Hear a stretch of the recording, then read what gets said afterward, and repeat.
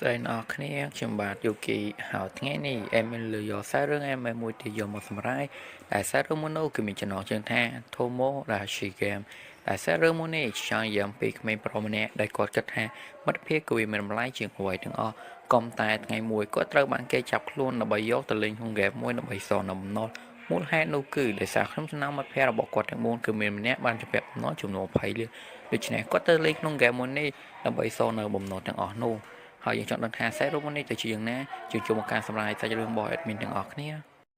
ាផ្ដើមសាច់រឿងរបស់យើងដំបូងគេបង្ហាញទៅកាន់បុរសម្នាក់ដែលបុរសម្នាក់ហ្នឹងក៏ជួឯក្នុងរឿងមួយដែលគាត់មានឈ្មោះថាកាតាកូរ៉េយ៉ូស៊ីជាសិស្សវិទ្យាល័យឆ្នាំទី2ហើយយ៉ូស៊ីក៏ជាមនុស្សម្នាក់ដែលផ្ដល់តម្លៃទៅលើមិត្តភាពខ្លាំងជាងអ្វីទាំងអស់ហើយគាត់ក៏មានមិត្តជិតស្និទ្ធចំនួន4នាក់ផងដែរដែលមានដូចជា Makoto Shibe Sawarashi Shiho Mikasa Tenchi និង Kokoroge Yotori ចូលមកដល់ថ្ងៃថ្មីនៅក្នុងសាលារៀនលោកគ្រូក៏បាននិយាយប្រាប់ការសិស្សទាំងអស់គ្នាថាទឹកប្រាក់មូលនិធិចំនួន2លានដែលប្រមូលសម្រាប់ចំណាយទៅលើការដើរលេងរបស់ពួកគាត់ទាំងអស់គ្នាគឺត្រូវបានបាត់ដោយសារការធ្វើប្រហែសរបស់ Shiho ជាមួយនឹង Makoto រួច Shiho និង Makoto ក៏បានអោនសំទោសទៅកាន់មិត្តរួមថ្នាក់របស់គាត់សម្រាប់ការធ្វើប្រហែសដែលបានធ្វើបាត់ទឹកប្រាក់ចំនួន2លានយេនហើយអេមីនិយាយកាត់ទៀតសារតែអេមីខ្ញុំចង់កាត់ឲ្យវាឆាប់ដល់កន្លែងគេលេងហ្គេមទៅគឺវាល្អមើលជាងកន្លែងហ្នឹងគេគាត់ណែនាំពីតួអង្គចឹងគឺ first cam បានទេកាត់ចូលនៅពេលយប់យូស៊ីគាត់នៅបន្តធ្វើការងាររបស់គាត់រហូតដល់ដោយសារតែជីវិតរបស់គាត់គឺលើនឹងជារោគរ៉ាខ្លាំងមែនតើនៅពេលដែលគាត់កំពុងធ្វើការងាររបស់គាត់នោះពេលនោះក៏មាននរណាម្នាក់ក៏បានជួយកណ្ដឹងបន្ទប់របស់គាត់បន្ទប់យូស៊ីគាត់បានបើកទ្វារចេញមកយូស៊ីក៏បានឃើញនៅសម្បត្តិមួយហើយនៅលើសម្បត្តិនោះក៏បានសេះឈ្មោះរបស់ស៊ីហូផងដែរដោយយូស៊ីគាត់គិតថាស៊ីហូក៏មានបញ្ហាអ្វីយូស៊ីក៏បានបញ្ញាប់រត់ទៅរកស៊ីហូតែម្ដងហើយនៅក្នុងសម្បត្តិនោះក៏បានសេះផងដែរថាអោគាត់មកជួបនាងនៅម៉ោង11នៅមុខខ្លោងទ្វារសាលារបស់ពួកគេបន្ទាប់ពីយូស៊ីក៏បានមកដល់យូស៊ីក៏bịឆ្មាំអាខ្លាំងមែនទែនដោយសារក៏មិនមែនមានត្រង់ស៊ីហូទេសូម្បីតែមិត្តភ័ក្តិរបស់គាត់ផ្សេងទៀតក៏បានមកដល់ទីកន្លែងមួយនេះផងដែររួចពេលនោះយូស៊ីក៏បានសួរកាន់មករបស់គាត់ទៅថាពួកឲ្យការងារធ្វើទេមិនជួបគ្នានៅនឹងលឺចឹងស៊ីហូនេះក៏បានយកសម្បត្តិរបស់ពួកគាត់ឲ្យទៅកាន់យូស៊ីមើលបន្ទាប់យូស៊ីក៏បានមើលនៅក្នុងសម្បត្តិនោះហើយយូស៊ីក៏បានដឹងតែម្ដងថានេះគឺជាគម្រោងរបស់នរណាម្នាក់ដែលចង់ក៏ឲ្យពួកគេក៏នៅជួបគ្នានៅទីនេះក៏តែគាត់ដឹងគឺហួសពេលហើយពេលនោះក៏មាននរណាម្នាក់ក៏បានយកម៉ាស៊ីនឆក់ទៅកាន់យូស៊ីឲ្យគាត់សន្លប់តែម្ដងស្របពេលគាត់សន្លប់នោះគាត់ក៏បាននឹកឃើញនៅដល់សម្ដីរបស់លោកគ្រូរបស់គាត់ដែលបាននិយាយថានៅលើពិភពលោកមួយនេះទ្រព្យសម្បត្តិគឺវាមានតម្លៃជាងអ្វីទាំងអស់បើសិនបើយើងមានទ្រព្យសម្បត្តិនោះយើងអាចធ្វើអ្វីទាំងអស់ហើយបើសិនជាគ្មានទ្រព្យសម្បត្តិទេយើងព្រាយើងសម្រាមនៅក្នុងផ្នែករបស់អ្នកមានអញ្ចឹងព្រោះយូស៊ីក៏បាននឹកឃើញនៅដល់សម្ដីរបស់ម្ដាយរបស់គាត់ម្ដងដែលបាននិយាយថាក្នុងពិភពលោកមួយនេះទោះបីជាទ្រព្យសម្បត្តិគឺវាមានតម្លៃពិតមែនក៏តែអ្វីដែលមានតម្លៃជាងទ្រព្យសម្បត្តិទៀតនោះគឺជាមិត្តភាពបន្ទាប់ពីយូស៊ីក៏បានក្រោកឡើងពីការសន្លប់របស់គាត់យូស៊ីក៏បានឃើញថាគាត់បានជាប់ក្នុងបន្ទប់ពណ៌សបិទជិតមួយហើយសម្បីតែមិត្តភ័ក្តិរបស់គាត់បានជាប់ជាមួយនឹងគាត់ផងដែរស្របពេលនោះចរិតម៉ាណាប៊ូក៏បង្ហាញខ្លួនចេញមករួចម៉ាណាប៊ូក៏បានសួរកាន់ពួកគាត់អស់គ្នាទៅថាតើពួកគាត់ចង់លេងក្នុងហ្គេមមួយនេះដែរឬទេបន្ទាប់ពីពួកគាត់ឮថាហ្គេមមួយនេះក៏បានធ្វើពួកគាត់ទៅឆ្ងល់ឡើងមែនទែនរួចម៉ាណាប៊ូក៏បានប្រាប់ទៅថាបើសិនពួកគាត់ចូលរួមក្នុងការលេងហ្គេមមួយនេះបើសិនពួកគាត់ក៏អាចលេងឈ្នះក្នុងហ្គេមនីមួយៗដែលបានកំណត់នោះពួកគាត់នឹងទទួលបានទឹកប្រាក់ចំនួន2លានយេនហើយពួកគាត់ត្រូវចូលលេងដើម្បីសងនៅបំណុលទឹកប្រាក់ចំនួន20លានយេនផងដែរលឺចឹងក៏បានធ្វើពួកគាត់បច្ចុប្បន្នអាខ្លាំងមែនទែនរួចពេលនោះយូស៊ីក៏បានគួយក្អកអារបស់ណាណាប៊ូហើយក៏បានសួរកាន់ណាណាប៊ូទៅថាតើហេតុអ្វីមកចំពោះជំពាក់បំណុលច្រើនខ្លាំងម្ល៉េះតែសារគាត់ចាយរីរបស់នឹងហើយក៏នៅជំពាក់បំណុលច្រើនទៀតរួចម៉ាណាប៊ូក៏បានតបទៅថាបំណុលទាំងអស់នេះគឺមិនមែនជារបស់គាត់ទេក៏តែវាជារបស់នរណាម្នាក់ក្នុងចំណោមមិត្តរបស់គាត់ទាំង4នាក់រួចពេលនោះស៊ីបេក៏មកសម្រួលទៅកាន់យូស៊ីទៅគាត់ធ្វើបែបណាធ្វើឲ្យប្រែដានឹងប្រយ័ត្ន20លានឡើងទៅដល់40លានទៅរួចម៉ាណាប៊ូក៏បានសួរបញ្ជាក់ទៅកាន់ពួកគាត់ម្ដងទៀតថាតើពួកគាត់នឹងចូលរួមក្នុងការលេងហ្គេមមួយនេះដែរឬទេរួចម៉ាណាប៊ូក៏បានប្រាប់ថាបើសិនពួកគាត់ចូលរួមក្នុងការលេងមួយហ្គេមមួយនេះនោះ10%នៃបូណូសសរុបចំនួន20លាននឹងត្រូវបានទទួលបានដូច្នេះពួកគាត់នឹងទទួលបានចំនួន2លានត្រឡប់ទៅវិញបន្ទាប់ពីយូស៊ីក៏បានលើកថាទឹកប្រាក់ចំនួន2លានបែបនេះយូស៊ីក៏បានដឹងតែម្ដងថាទឹកប្រាក់2លាននោះគឺជាទឹកប្រាក់ដែលបានបាត់នៅក្នុងសាលានឹងឯងរួចពេលនោះតាំងជីក៏បានសួរទៅកាន់ម៉ាណាប៊ូទៅថាចុះប្រសិនពួកគាត់ក៏ចូលរួមក្នុងការលេងហ្គេមមួយនេះវិញតើវានឹងមានរឿងអ្វីកើតឡើងរួចម៉ាណាប៊ូក៏បានតបថាអត់លេងក៏អត់ទៅក៏តែទឹកប្រាក់ចំនួន2លានគាត់នឹងមកសងត្រឡប់ទៅវិញនោះទេហើយណាម្នាក់ដែលបានជាប់បំណុលចំនួន20លាននឹងត្រូវសងវិញតែម្នាក់ឯងតែប៉ុណ្ណោះក៏តែបើសិនពួកគាត់ចូលរួមក្នុងការលេងហ្គេមមួយនេះវិញនោះ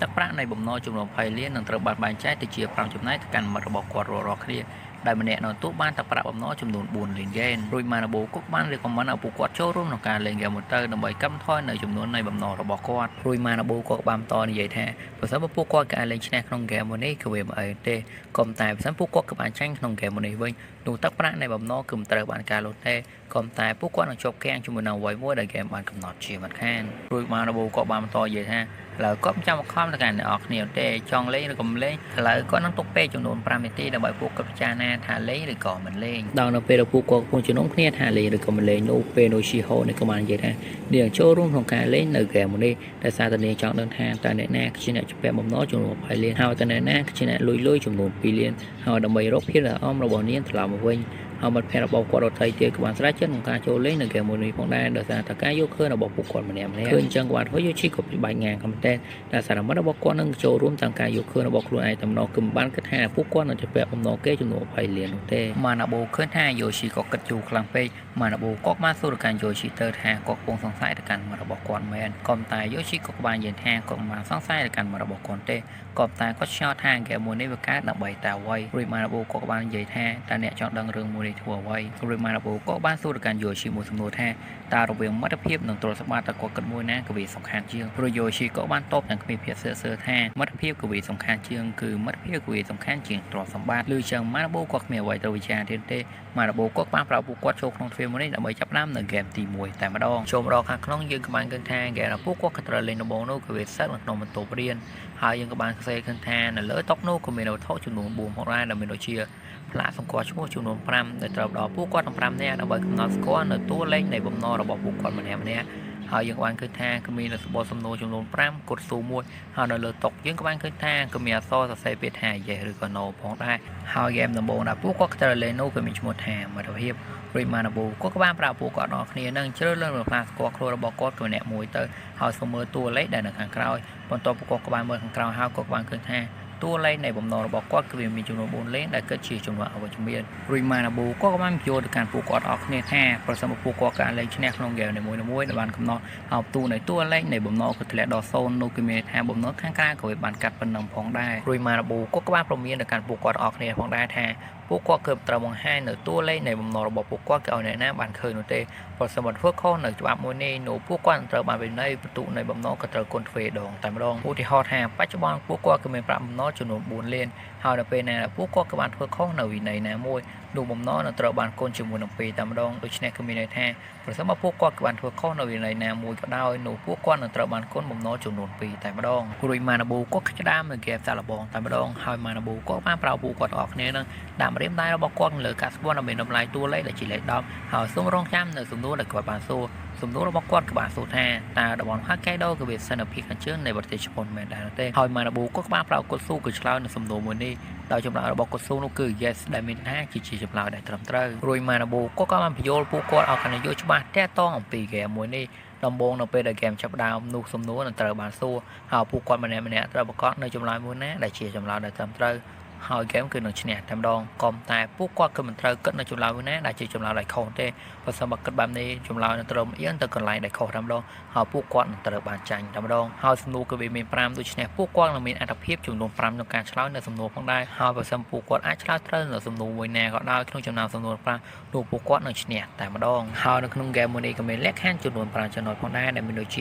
ាគាត់ផ្ទាល់ជាអ្នកជ្រើសណាម្នាក់ក្នុងចំណោម5នាក់ដើម្បីអាននៅសម្បត្តិសំណួរចំណុចទី2បើសិនបើអ្នកណាម្នាក់គឺបានបើកសម្បត្តិគឺបានជាតួលេខនោះគឺមានថាវាជាលក្ខខណ្ឌពិសេសចំណុចទី3បើសិនបើពួកគាត់អាចលេងឈ្នះនៅក្នុងហ្គេមមួយនេះនោះពួកគាត់នឹងទទួលបានទឹកប្រាក់ចំនួន2លានយ៉េនចំណុចទី4បើសិនបើពួកគាត់អាចលេងឈ្នះក្នុងហ្គេមមួយនេះនោះបំណុលចំនួន4លាននឹងធ្លាក់ចុះស្មើគ្នាតែម្ដងចំណុចទី5វាគឺជាចំណុចដែលសំខាន់ជាងគេគឺត្រូវមានសម្លេងរឡានៅពេលដែលហ្គេមគឺបានចាប់ផ្ដើមទេបើសិនបើអ្នកម្នាក់គឺបានធ្វើខុសនៅច្បាប់មួយនេះនោះពួកគាត់នឹងត្រូវបានពិន័យបំណុលគុណទ្វេដងតែម្ដងរួចម៉ាណាបូក៏បានបន្តទៀតថានៅពេលដែលហ្គេមមកចប់អ្នកណាដែលមានតួលេខនៃបំណុលក៏ច្រើនជាងគេនោះនឹងត្រូវបានការពិន័យដោយការពិន័យនោះនឹងត្រូវដកបន្ទុកនៃបំណុលពាក់កណ្ដាលទៅកាន់អ្នកដែលនៅខាងក្រោយគេបង្អស់ទោះបីជាអ្នកនៅខាងក្រោយគេបង្អស់នោះគឺមានតួលេខធ្លាក់នៅដល់0ក៏ដោយហើយម៉ាណាបូក៏បានផ្ដល់ដំបូន្មានដ៏មានតម្លៃទៅកាន់ពួកគាត់ទាំងអស់គ្នាថាសូមអ្នកទាំងអស់គ្នាកុំសង្ស័យទៅកាន់មិត្តភ័ក្តិរបស់អ្នកឲ្យសោះហើយហ្គេមទី1ក៏បានចាប់ផ្ដើមហើយអ្នកដំបូងដែលត្រូវបានបើកសម្បត្តិសំណួរនោះគឺជាម៉ាកតូ បន្ទាប់ពីម៉ាកតូគាត់បានឃើញសំណួរដែលក្នុងសម្បត្តិនោះហើយក៏បានធ្វើទឹកមុខរបស់ម៉ាកតូនឹងចាប់ផ្ដើមផ្លាស់ប្ដូរតែម្ដងហើយសំណួរក្នុងសម្បត្តិនោះក៏បានសួរថាតើក្នុងប្រទេសជប៉ុនតើភ្នំ Fuji ជាភ្នំដែលខ្ពស់ជាងគេមែនដែរទេបន្ទាប់ពួកគាត់ក៏បានលឺសំណួរហើយពួកគាត់ក៏បានដឹងនៅចម្លើយតែម្ដងដែលចម្លើយនោះប្រកាសជាមិនខានក៏តែនៅពេលដែលចម្លើយត្រូវបានបង្ហាញចម្លើយវាបាក់ជាលោតខាងណូវិញឃើញចឹងគាត់ធ្វើពួកគាត់ធ្វើឆ្កៀងខ្លាំងមែនតើបន្ទាប់ពីឈីហូនេះបានឃើញចឹងគាត់ធ្វើឈីហូក៏នាងបានខឹងតែម្ដងក៏តែពេលនោះយូឈីនិងតេនជីក៏បានមកខាត់កាន់ឈីហូទាន់តែគាត់បានប្រាប់ថាចំណុចទី5បានអាសេថាគំត្រូវមានតម្លៃរំខាននៅពេលដែលហ្គេមគឺបានចាប់ផ្ដើមនោះទេព្រោះតេនជីក៏បានធ្វើសញ្ញាសួរកាន់ឈីហូថាតួលេខនៃបំណុលរបស់នាងគឺវាការឡើងអត់ក៏តែតួលេខរបស់នាងគឺវាមិនកើតឡើងនោះទេយូឈីក៏បានគិតនៅក្នុងចិត្តរបស់គាត់ថាសំណួរគឺវាធម្មតាបែបនេះតែហេតុអ្វីនៅតែមានអ្នកឆ្លើយខុសទៀតច្បាស់ណាស់ថាប្រកាសជាមនុស្សម្នាក់គឺបានក្បត់មកកាន់គាត់ជាមកខាងហើយអ្នកបន្ទាប់ដែលត្រូវបានបើកសំណួរនោះគឺជាឈីហូតែក្នុងសំណួររបស់នាងក៏បានសួរថាតើ1+1ក៏វាស្មើនឹង2មែនដែរឬទេបន្ទាប់ពីយូឈីក៏បានលើសំណួរដ៏ស្រាលស្រួលបែបនេះក៏បានធ្វើគាត់ពិឆ្កៀងខ្លាំងតែព្រោះយូឈីក៏បានប្រកាសក្នុងចិត្តថាសំណួរប្រកាសជាមិនខានក៏តែនៅពេលដែលសំណួរក៏បានឆ្លើយនោះវាបាច់ជាលោតទៅទៀតហើយឃើញចឹងក៏បានធ្វើយូឈីក៏ឆ្កៀងខ្លាំងតែដោយសារសំណួរស្រួលប៉ុណ្ណឹងហើយក៏វាឆ្លើយខុសទៀតហើយយូឈីក៏ចាប់សង្ស័យទៅកាន់មិត្តរបស់គាត់ទាំងពីរនាក់តែម្ដងដែលមានដូចជាឈីហូនិងម៉ាងតូតែសារពួកគាត់ទាំងពីរនឹងជាអ្នកជ្រើសសំណួរដំបូងគេល្អហើយសំណួរដែលបានឆ្លើយនោះគឺវាបានខុសទាំងពីរតែម្ដងអ្នកបន្ទាប់គឺជាតេនជីដែលសំណួររបស់គាត់គឺបានសួរថាតើក្នុងភាសាអង់គ្លេសពាក្យថានេះហុងគឺសំដៅទៅលើជប៉ុនមែនដែរឬទេហើយចម្លើយគឺមិនបានគិតអីច្រើនទេគឺទេទៀតហើយឃើញចឹងក៏បានធ្វើពួកគាត់ឆ្កៀងខ្លាំងតែដោយសារសំណួរក៏ត្រូវបានឆ្លើយ3ហើយគឺវាខុសទាំងអស់តែម្ដងបន្ទាប់យូឈីក៏បានឃើញបែបនេះយូឈីក៏ចាប់សង្ស័យទៅកាន់មិត្តរបស់គាត់គឺកាន់តែខ្លាំងទៅហើយអសោកបានលូតចង់កណ្ដាលមុខរបស់យើងដែលបានសេថាបេះដូងរបស់ខ្ញុំចាប់ដើមប្រែក្លាយជាខ្មៅអ្នកបន្ទាប់គឺជាយូឈីបន្ទាប់ពីយូឈីក៏បានឃើញសំណួរដែលក្នុងសម្បត្តិហើយគាត់ធ្វើគាត់ពិឆ្កៀងខ្លាំងតែហើយក្នុងនោះគឺបានសេថាសូមអ្នកជ្រើសរើសសំណួរស្រួលខ្លួនឯងទៅស្របពេលនោះយូឈីក៏បានឃើញអសោកពីត្រេផងដែរត្រេទី1គឺបានសេថានៅពេលដែលកាត់ស្ព័ត៌មានតម្លៃជាតួលេខ10ផ្ដល់ចម្លើយថា yes នៅមានថាហ្គេមគឺបានឈ្នះហើយពួកគាត់ត្រូវបានកាត់បន្ថយតាមការកំណត់របស់ហ្គេមត្រេទី2គឺបានសេថានៅពេលដែលកាសស្ព័ន្ធមានតម្លៃជាតួលេខ10បានផ្ដល់ចម្លើយថាទេនោះហ្គេមត្រូវបានបរាជ័យលក្ខខណ្ឌពិសេសនោះគឺសម្រាប់អ្នកដែលបានឃើញនៅសម្បត្តិមួយនេះតែប៉ុណ្ណោះនឹងត្រូវបានកាត់បន្ថយនៅបំណុលចំនួនពាក់កណ្ដាលដូច្នេះគឺមានន័យថាប្រសិនបើគាត់ឆ្លើយទេនោះតួលេខនៃបំណុលរបស់គាត់នឹងត្រូវបានកាត់បន្ថយចំនួនពាក់កណ្ដាលតែម្ដងហើយបើសិនក្នុងសម្បត្តិរបស់អ្នកផ្សេងគឺមានត្រីពីនេះផងដែរដូច្នេះពួកគេប្រកាសជាបំណងឆ្លើយទេចំពីចាប់ដើមនៃហ្គេមដំបូងជាមិនខានបន្ទាប់ពីយូឈីគាត់បានដឹងបែបនេះក៏បានធ្វើយូឈីក៏ពិចារណាខ្លាំងមែនទែនព្រោះយូឈីក៏បានកំបន្តទៀតថាប្រសិនបើគាត់ឆ្លើយថាយេនោះហ្គេមនឹងត្រូវបានបញ្ចប់ក៏តែបច្ចុប្បន្នតួលេខនៃបំណុលរបស់គាត់គឺបានកម្មធរត្រឹមតែ1/5នៃបំណុលសរុបតែប៉ុណ្ណោះក៏តែសម្រាប់អ្នកផ្សេងរហែបំណុលរបស់ពួកគាត់គឺបានកម្មធរចំនួន4/5នៃបំណុលសរុបបាត់ទៅហើយបន្ទាប់យូឈីក៏បានគិតបែបនេះរួចយូឈីក៏ចាប់ការនៅពីអាត្មានិយមរបស់គាត់ដោយគាត់ក៏មានបំណងឆ្លើយតែទេដើម្បីកម្មធរនៅបំណុលរបស់គាត់ចំនួនពាក់កណ្ដាលផងដែរក៏តែពេលនោះយូឈីក៏បាននឹកឃើញទៅដល់សម្ដីរបស់យូត្រីនៅនាងបាននិយាយថាមានគាត់ប៉ុណ្ណោះគឺជាមនុស្សម្នាក់ដែលចិត្តថ្នាក់ជាមួយនឹងនាងបំផុតដូច្នេះនឹងជាទៅកាន់គាត់ជានិច្ចបន្ទាប់យូឈីក៏បានគិតបែបនេះរួចយូឈីក៏បានសួរនៅសំណួររបស់គាត់តែម្ដងដោយសំណួរនោះក៏បានសួរថាតើក្នុងមួយសប្តាហ៍ក៏មានរយៈពេល7ថ្ងៃមែនដែរឬទេដោយយូឈីក៏មានម្ដងឆ្លើយថាយេម្ដងហើយគឺគាត់តែកើតគុណភាពផ្នែកនិយមរបស់គាត់ទៀតហើយប៉ុន្តែនៅពេលដែលឆ្លើយគឺត្រូវបានឆ្លើយគឺវាលោតទៅទេទៀតហើយគឺអញ្ចឹងក៏បានយូឈីក៏ឆ្កៀងខ្លាំងតែហើយយូឈីក៏បានគិតថាតើមាននរណាម្នាក់ក្នុងចំណោមមិត្តភ័ក្តិរបស់គាត់ចង់ទម្លាក់បំណុលចំនួន20លានទៅកាន់យូតូរីមែនទេអ្នកដែលទៅសួរសំណួរចុងក្រោយគេគឺជាយូតូរីដែលសំណួររបស់នាងក៏បានសួរថាតើពួកគាត់នៅតែជាមិត្តភ័ក្តិទៀតដែរឬទេបន្ទាប់ពួកគាត់ក៏បានលើនៅសំណួរមួយនេះពួកគាត់បានត្រឹមតែឈរមើលមុខគ្នាតែប៉ុណ្ណោះដល់ពេលដែលពួកគាត់រៀបដល់ចម្លើយថាយេឬក៏ no ហើយក៏តែពេលនោះយូឈីក៏បានបំពេញនៃច្បាប់នៃហ្គេមមួយនេះតែម្ដងដោយយូឈីគាត់បាននិយាយនៅពេលដែលហ្គេមគឺបានចាប់ផ្ដើមតែម្ដងដោយគាត់បានសួរកាន់មិត្តរបស់គាត់ថាតើថ្ងៃនេះខោក្នុងរបស់ឈីហូតើវាមានពណ៌អ្វីសំណួរសួរថាតើហេតុអ្វីបើជាយូឈីគាត់បានសួរសំណួរបែបនេះទៅកាន់មិត្តរបស់គាត់ចម្លើយនោះគឺមូលហេតុដែលយូឈីគាត់បានសួរសំណួរបែបនេះទៅកាន់មិត្តរបស់គាត់ដោយសារយូឈីគាត់ចង់តែផ្លូវចិត្តរបស់មិត្តរបស់គាត់តែប៉ុណ្ណោះដោយសារយូឈីគាត់ក៏ក្នុងចិត្តរបស់គាត់ណាថាប្រសិនបើគាត់ឆ្លើយថា yes នោះមានថាមិត្តរបស់គាត់គាត់និយាយខកមកកាន់គាត់តែម្ដងគឺមានន័យថាមិត្តរបស់គាត់ក៏បានក្បំកាន់គាត់ចាប់ពីសំណួរទី1រហូតដល់សំណួរទី3តែម្ដងក៏តែប្រសិនជាមិត្តរបស់គាត់ឆ្លើយថាទេវិញនោះគឺមានន័យថាមិត្តរបស់គាត់ក៏បានក្បំមកកាន់គាត់ទេក៏តែពួកគេធ្វើវាទាំងអស់នេះគឺតាមការកំណត់របស់ហ្គេមដែលបានកំណត់ទុកតែប៉ុណ្ណោះ